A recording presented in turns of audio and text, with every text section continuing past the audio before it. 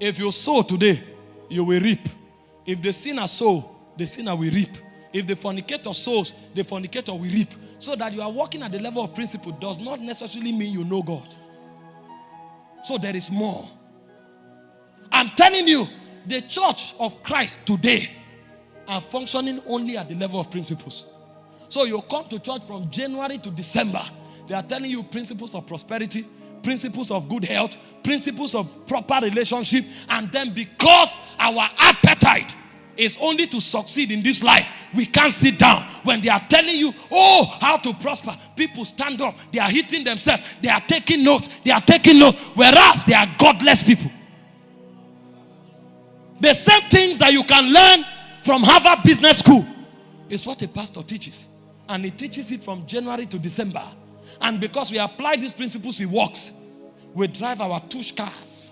And when we park those cars, there's so much excellence. And then everybody comes in speaking only Queen's English. There's a way we walk. We walk like kings. We square our shoulders. And when you check, 90% are fornicators. Because they were not taught how to dominate eternity. They were only taught how to dominate the natural realm. And they think their life will value at that level. Did you read about the man God called fool? He applied all the principle. He said, now my barn is full. I will rest my soul. And God spoke from heaven. He said, you fool. You are rich on earth, but you are not rich with God. The problem with living at the level of principle is that you will only dominate the natural world because principles are universal. There is another level of intimacy.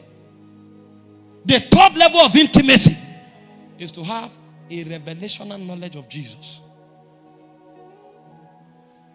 And this is where the true journey begins from. I wish, my time is limited, so I don't want to overstretch things. See, the beautiful thing about this journey of intimacy, without every contradiction, the lesser is included in the greater. A man who is functioning at the level of principles will have all the results that stories give. A man who is functioning at the level of the revelation of Jesus will have all the results that principles give and all the results that stories give. Because when you go higher, the down ones will automatically be included. That's why you don't lose pressing into God. It said, seek ye first the kingdom and his righteousness. He said, all these things that the pagans seek will be added to you. The third level of intimacy is the level of the revelation of Jesus. And the way a man has revelation of Jesus, aside studying, aside meditation, is that he must develop the culture of waiting in his presence. Because that one comes to you by disclosures. You don't use God at that level. At that level you sit. God becomes your only pursuit. Because until you seek him with the whole of your heart, you will never find him. He knows you are busy. He knows there are many legitimate things to do. But he will watch you to see whether you have time for him. When you have time, you know God is light. And for those of us who have studied light, we know that though the light looks like a ray, but this light you are seeing, they are in packets. We call them quanta. Lights move in packet. So every time you sit and you shut out everything, he will release one packet to you. And that day, you will discover the love of God. And you didn't collect anything from him, but that love of God will suddenly begin to satisfy your soul. And though the fig tree may not blossom, but you have found the love of God. And you will carry that love of God as a treasure, and you will keep it. Another time, he will show you his faithfulness. You are going through the fire. Nobody came to help you. And then he just whispers to you, I am with you.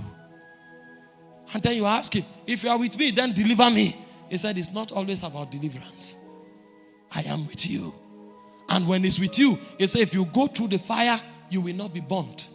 So you now discover there is a realm superior to deliverance from fire. There is a realm where it's fire that is trying to be delivered from you. Because when you go through the fire and you are not burnt, You no longer need deliverance from fire. It means you have become a god over fire. The people who function by principles, their pursuit is result. But the people who function by knowledge, the knowledge of the Son, their pursuit is to apprehend more of him. And the more you apprehend him, the more you discover the things principles give, you will have them naturally. They will become additions to your life. Did you read in John chapter 6 verse 6? The Bible said Jesus taught them for 3 days non-stop. A point came, the apostles came and said, these people are hungry. You want to kill them? We have been here for 3 days. There are children here too. The man was obsessed about making them know him, that he forgot they needed to eat food. And when they reminded him, he said, okay, what do they have? He said, they have nothing. He said, you give them something. The people turned and looked at him.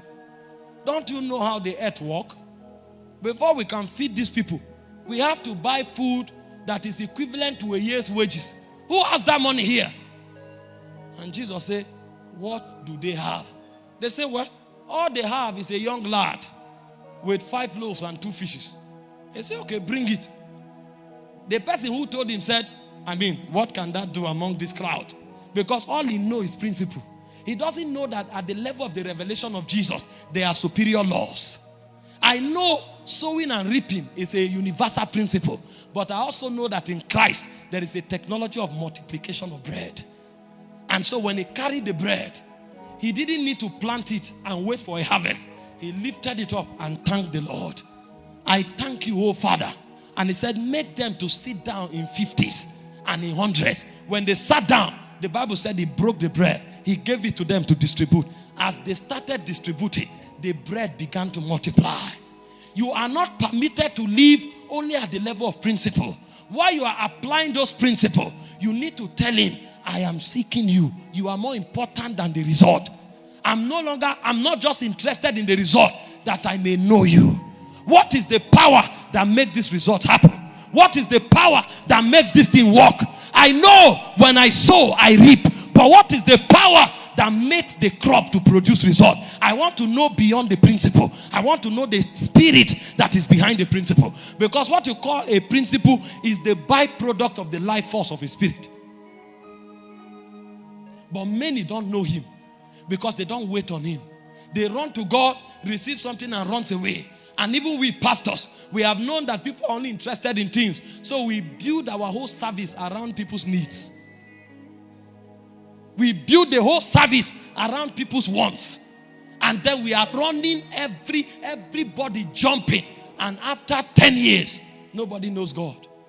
You come, everybody, backbiting is still taking place. Malice is still taking place. Fornication is still taking place. And they say the power of God is here.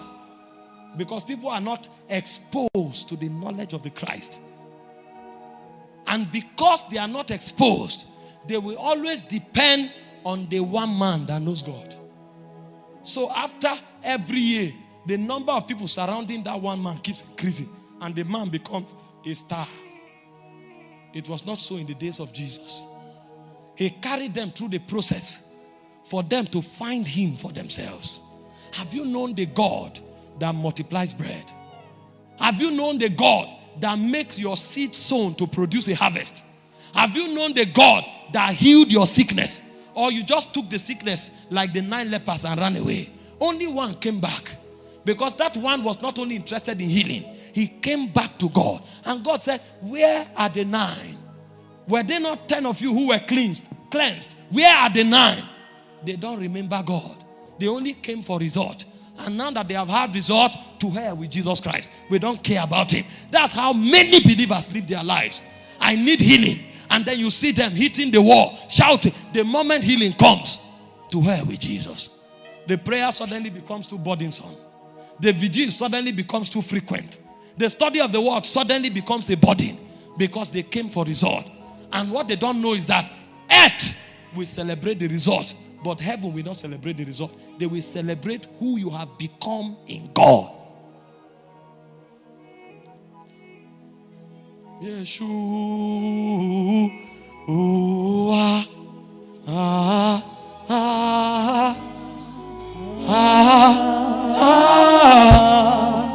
Yeshua, Yeshua.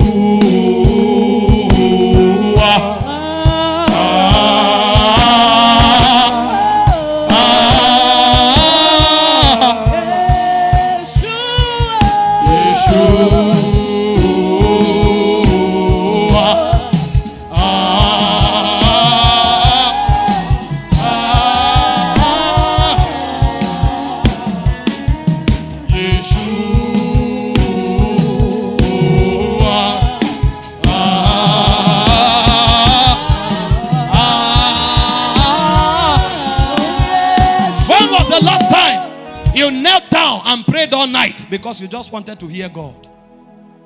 When they told you there was a problem, suddenly sleep left your eyes. You knelt down and you were challenging the problem. The moment you got your answer, your knee became far from ground because you were never interested in Jesus. You came to use God. When was the last time you came to God for himself? Our generation is mentored after our appetites. So when you see somebody seeking the Lord, find out there's a problem. The moment the problem is met, prayer becomes a body because it's never Jesus he's looking for. I told them to pray for 1 hour before every service and worship for 30 minutes. You need to see how tired some people are when the prayer exceeds 10 minutes. They are hoping and wishing the prayer will stop, but it will never stop.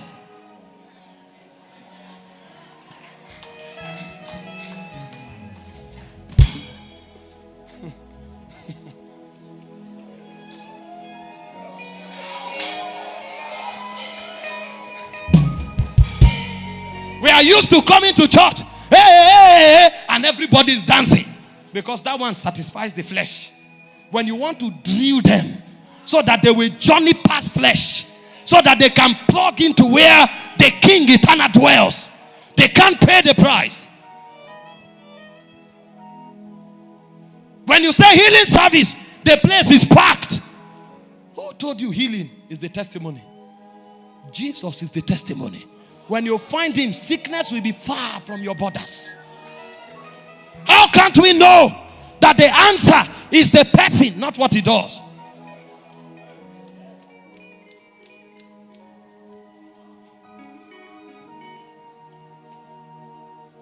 Yeshua.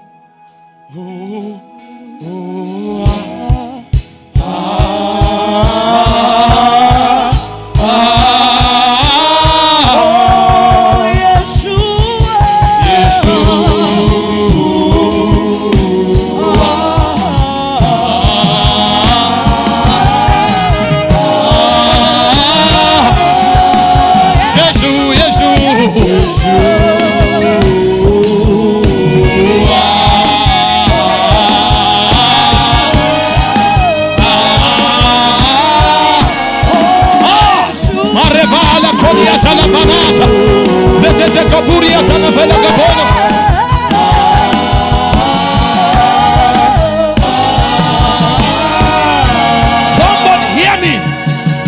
Somebody is leaving this service and is saying enough is enough. Enough of pursuing God only for what he has to offer. He said in Genesis 15 verse 1, I am your shield and your exceeding great reward. I come to God for God. What is that thing that Paul knows? Where is that place that the patriarchs of old entered? How come they knew this being so much that they became like him?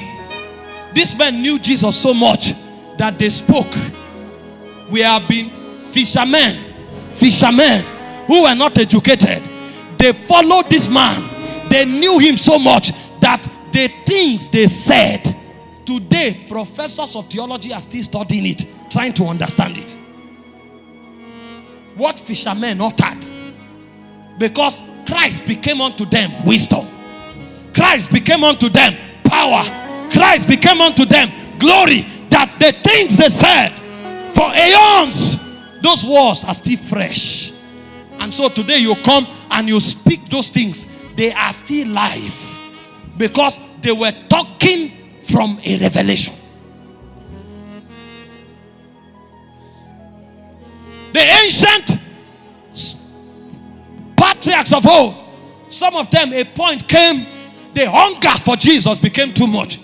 They left civilization. They were called desert fathers. They journeyed away into places of solitude.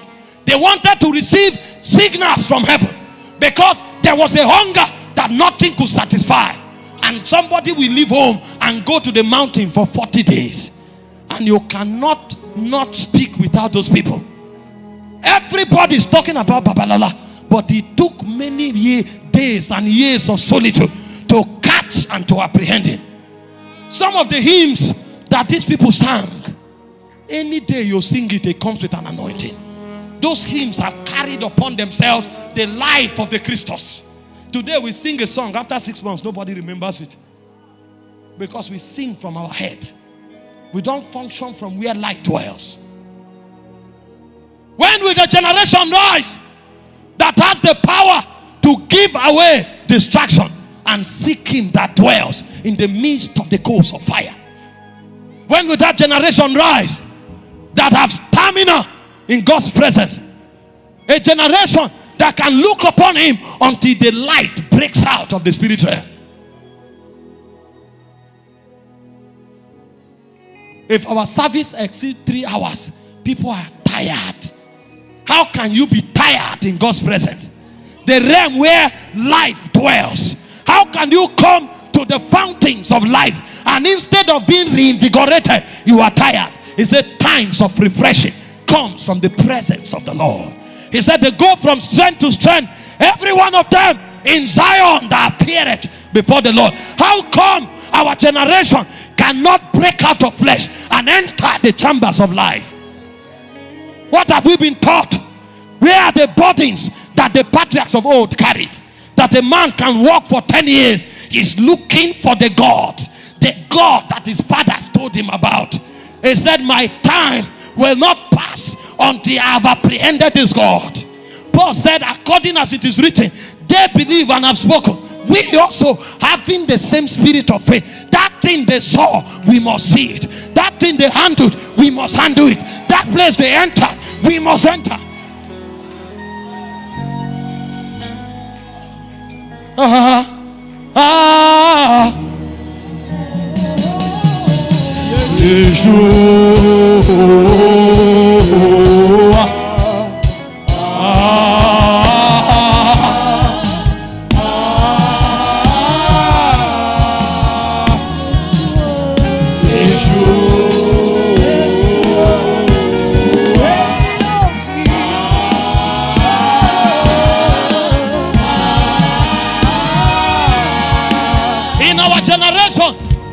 We judge successful ministry by LED screens.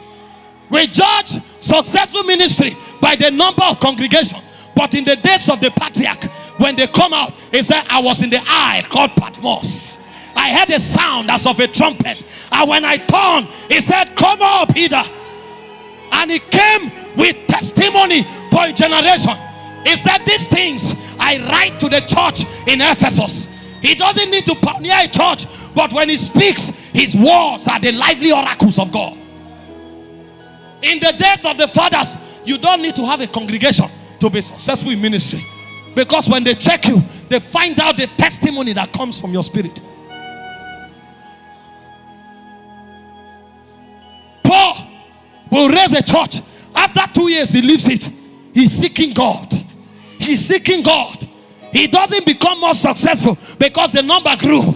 He becomes more successful because every day he sees more of him. Because he started ministry by seeing him. He said, when it pleased the Father to reveal the Son in me, I conferred not with flesh and blood, but I went to Arabia. The journey of sons is a journey in seeking of the depths of life. I want to drink of the waters of eternity. What is it the fathers knew? I want to walk in the corridors where they walked. Those were the things that drove them. And the point came. Paul became so mighty.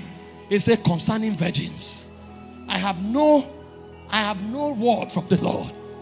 But as a man who is trustworthy, I can speak on these matters. And the things that Paul uttered, they became scriptures. What kind of power is that? That kind of man doesn't need to have a ministry with a name to have stature with God. Because the things he said, they have become scripture. They are immortal. He said concerning Mary, she brought a perfume worth a year's wages. When he found the Christ, he broke it at his feet. And the people began to lament. And Jesus said, you don't know what growth is. He said, this thing that she has done, her name will be remembered as a memorial anywhere this gospel is preached. These men sought things that were eternal. And they knew the only way to latch on to the realms eternal is to find the God of eternity.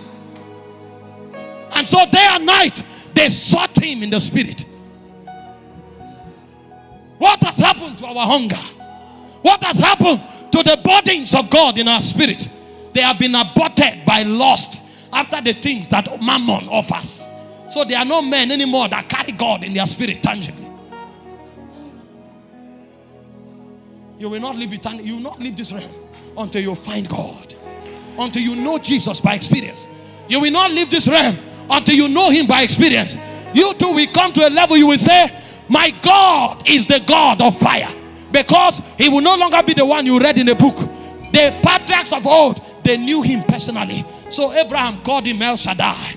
I know the God that supplies. I walked with him.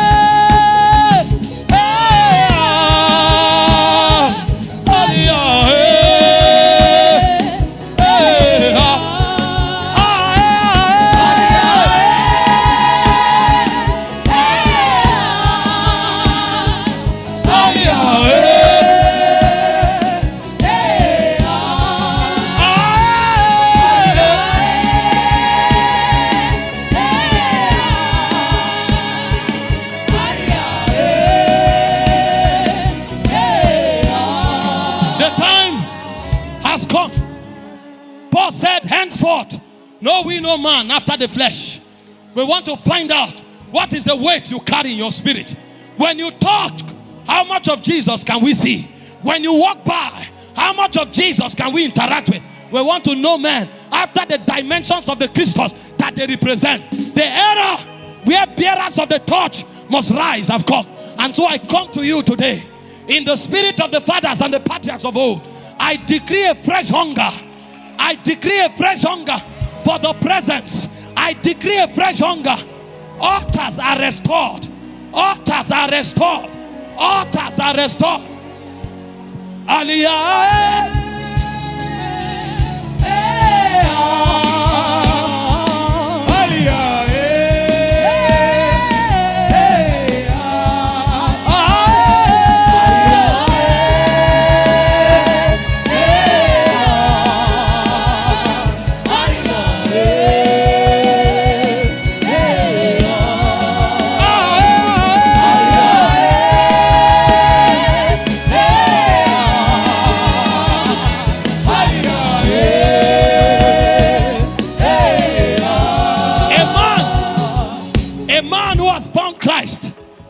His weapons are changed. The man of principles have wisdom, but the man who has found Christ have different set of weapons. One of his weapons is hunger. That man can be on the altar, and see those hunger that comes out as vibration. They are like the pantings of the deer. He's seeking water. He's seeking the river of eternity. Those are the men that displaces princes from the heavens.